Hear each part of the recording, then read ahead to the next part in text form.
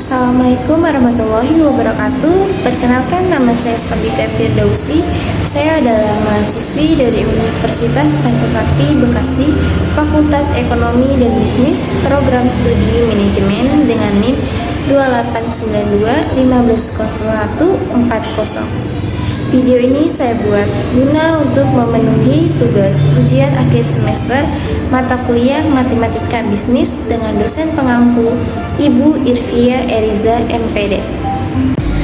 Baiklah, di sini ada beberapa materi pembahasan tentang penyusutan yang akan saya sampaikan. Yang pertama ada pengertian penyusutan, yang kedua ada perhitungan penyusutan, yang ketiga ada metode garis lurus, yang keempat ada metode presentasi dari nilai buku, yang kelima ada metode satuan jam kerja aktivitas, yang keenam ada metode satuan hasil produksi, dan yang ketujuh ada metode jumlah bilangan tahun. Materi yang pertama ada pengertian penyusutan. Depresiasi atau penyusutan dapat diartikan sebagai suatu hal yang dapat mengubah biaya asli dari aset tetap. Contohnya seperti gedung pabrik, alat-alat, dan mesin produksi menjadi beban selama masa manfaat yang diharapkan dari aset tetap tersebut. Depresiasi biasanya akan mempengaruhi nilai dari sebuah perusahaan karena akumulasi depresiasi untuk setiap aset dapat mengurangi nilai buku pada neraca. Beban penyusutan ini akan mempengaruhi laba bersih karena akan dianggap sebagai beban biaya atau pengeluaran dalam laporan keuangan. Karakteristik penyusutan.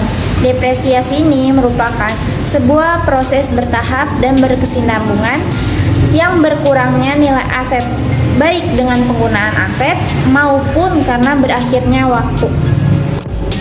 Depresiasi bukanlah sebuah proses penilaian aset, tetapi adalah proses mengalokasikan biaya suatu aset untuk mengefektifkan masa penggunaannya.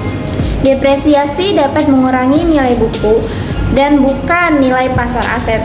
Depresiasi ini digunakan hanya untuk aktiva tetap yang berwujud saja. Artinya, depresiasi tidak dapat digunakan untuk aset yang tidak berwujud. Faktor-faktor penyusutan. Yang pertama ada harga perolehan. Harga perolehan adalah harga yang dikeluarkan untuk mendapatkan aset tetap. Untuk mendapatkan harga perolehan tidak hanya dilihat dari pembelian aset, melainkan juga ditambahkan dengan biaya lain yang timbul akibat perolehan aset tersebut. Yang kedua ada umur ekonomis, yaitu perkiraan umur sampai kapan kira-kira aset tersebut dapat digunakan secara efektif sebelum habis masa pakai. Umur ekonomis ini tidak selalu berupa waktu ya guys, melainkan juga bisa berupa bentuk hasil produksi dan juga jam kerja. Nah, penentuan umur ini bisa dilihat dari sisi fisik dan sisi fungsional aset tersebut. Jadi, keduanya harus dalam keadaan baik, baik dari sisi fisik maupun dari sisi fungsionalnya. Karena aset yang terlihat baik dari sisi fisik belum tentu bisa baik dalam keadaan fungsionalnya. Materi selanjutnya yaitu ada macam-macam metode perhitungan penyusutan. Yang pertama ada metode garis lurus, yang kedua ada metode presentasi tetap dari nilai buku, yang ketiga ada metode satuan jam kerja aktiva, yang keempat ada metode satuan hasil produksi, yang kelima ada metode jumlah bilangan tahun. Metode garis lurus. Penyusutan adalah suatu pemindahan biaya dari beban secara berkala dan sistematis selama masa fungsinya. Setiap aset tetap akan memberikan kehilangan kemampuannya untuk memberikan jasa seiring dengan berjalannya waktu. Sehingga biaya perolehan aktiva harus dipindahkan ke akun beban. Berbagai faktor yang menyebabkan penurunan pada kemampuan aktiva tetap untuk menyediakan jasa bisa dianalisa sebagai suatu penyusutan ataupun penyusutan secara fungsi. Metode presentase tetap dari nilai buku. Penyusutan dari harga beli merupakan penyusutan yang besarnya selalu tetap setiap periode, yaitu yaitu sebesar perkalian presentase penyusutan terhadap harga beli. Bentuk penyusutan ini menggunakan konsep barisan dan deret aritmatika, mirip dengan bunga tunggal. Metode satuan jam kerja. Dalam penerapan metode satuan jam kerja, beban penyusutan ditetapkan berdasarkan jam kerja yang dicapai dalam periode yang bersangkutan dan tarif penyusutan per jam kerja yang telah ditetapkan. Beban penyusutan untuk suatu metode dihitung dengan rumus sebagai berikut. Di sini dapat kita lihat rumusnya, yaitu ada menghitung besaran penyusutan per periode. Penyusutan sama dengan jumlah jam kerja periode dikali tarif penyusutan per jam. Di sini juga ada rumus menghitung besarnya penyusutan metode satuan jam kerja. Tarif penyusutan per jam sama dengan harga perolehan dikurang nilai sisa per jumlah jam kerja selama umur ekonomis. Di sini juga ada contoh soal metode satuan jam kerja. Sebuah mesin dimiliki dengan harga perolehan 10 juta rupiah. Taksiran nilai residu 1 juta rupiah.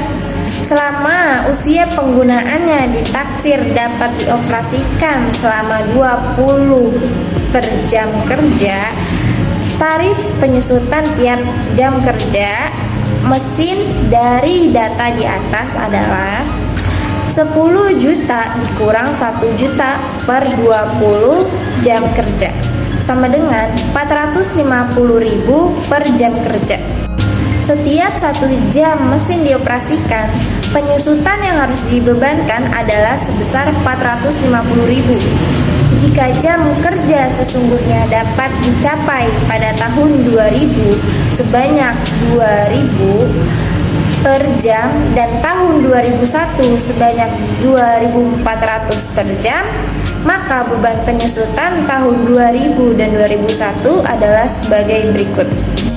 Beban penyusutan tahun 2000 sama dengan 2000 per jam kerja dikali 450.000 sama dengan 900.000. Beban penyusutan tahun 2001 sama dengan 2400 per jam kerja dikali 450 sama dengan 1.080.000. Dari contoh di atas tampak bahwa dengan metode satuan jam kerja, beban penyusutan untuk setiap periode bervariasi. Besarnya akan sebanding dengan jam kerja.